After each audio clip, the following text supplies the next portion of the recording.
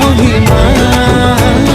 তোমার আমার সবার ঘরে আসবে দুর্গা মা।